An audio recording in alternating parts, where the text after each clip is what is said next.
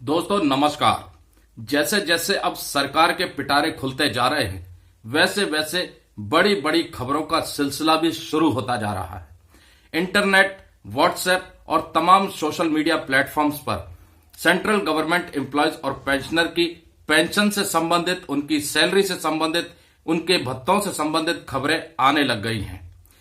हाल ही में नई पेंशन योजना को लेकर के एक खुलासा हुआ है जिसमें कि बताया जा रहा है कि 40 से 45% तक लास्ट पेड राउंड का भुगतान पेंशन के रूप में देने के ऊपर कहीं ना कहीं सरकार विचार बना सकती है। एक और रिपोर्ट आई जिसमें कि 8वें वेतन आयोग को लेकर के तस्वीर साफ होती जा रही है कि चुनाव से पहले सरकार के अंदर शायद कोई ऐसा विचार नहीं बन रहा है 8वें वेतन आयोग को गठन करने को लेकर के, लेकिन कर्मचारी संघों के माध्यम से बहुत सी मांगों को सरकार के सामने रखा जा रहा है और अपनी नाराजगी रैलियां और धरनों के माध्यम से भी दिखाई जा रही है। मांगों में शामिल है कई बड़े मुद्दे जैसे कि ओल्ड पेंशन की बहाली करना, 18 महीने के डीए और डीआर का भुगतान करना। सवाल यह खड़ा होता है कि क्या अब केंद्रीय कर्मचारियों और पेंशन भोगियों को 18 महीने के डीए और डीआर का भुगतान होगा या नहीं होगा।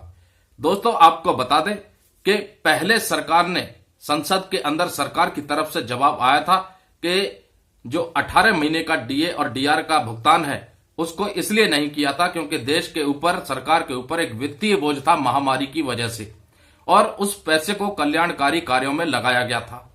लेकिन अब चूंकि स्थिति में सुधार हो चुका है और खुद प्रधानमंत्री जी बोल रहे हैं देश की अर्थव्यवस्था मजबूत हो रही है, ऐसे में कर्मचारी संघों के द्वारा मांग रखना कि 18 महीने डीए और डीआर का भुगतान अब केंद्रीय कर्मचारियों को और पेंशन भोगियों को करना चाहिए। कम से कम पेंशन भोगियों को तो करना ही चाहिए क्योंकि पेंशन भोगी अब अपनी जो पेंशन है उसके ऊपर जीवन यापन कर रहे हैं। देश की अर्थव्यवस्था मजबूत होने के बाद भी केंद्रीय कर्मचारियों को, पेंशन भोगियों को उनका 18 मंथ्स का डीए और डीआर का एरियर का भुगतान केंद्र सरकार नहीं करेगी।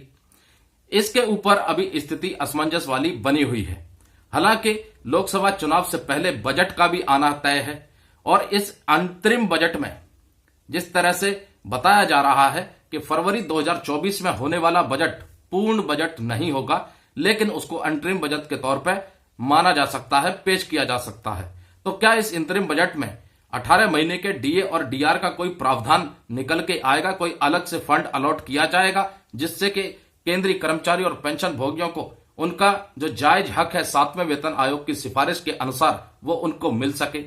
इसके अलावा कई और अहम मुद्दे हैं। पूर्व सैनिकों की ओआरओपी 2 की विसंगतियों को लेकर के भी अलग से मांग है कि 3 जजों की कमेटी को बिठाया जाए और समीक्षा करवाई जाए ताकि जो विसंगतियां हैं उन विसंगतियों पर एक दोबारा से पॉलिसी फ्रेम की जा सके और उसमें सुधार लेके आया जा सके। ऐसे में केंद्र सरकार किन मांगों को पूरा करेगी, किन मांगों को नहीं, ये अभी तक तस्वीर साफ नहीं हुई है, लेकिन पिटारे अब धीरे धीरे खुलने लग गए हैं क्योंकि वित्त सचिव के द्वारा एक न्यूज चैनल को इंटरव्यू देना, जिसके ऊपर आर्टिकल भी कई मीडिया रिपोर्ट्स में आया है कि 8वें वेतन आयोग का तो सरकार गठन करने पर कोई विचार नहीं बना रही है। ऐसे ही और भी खबरें अब पिटारे से निकलती आती रहेंगी।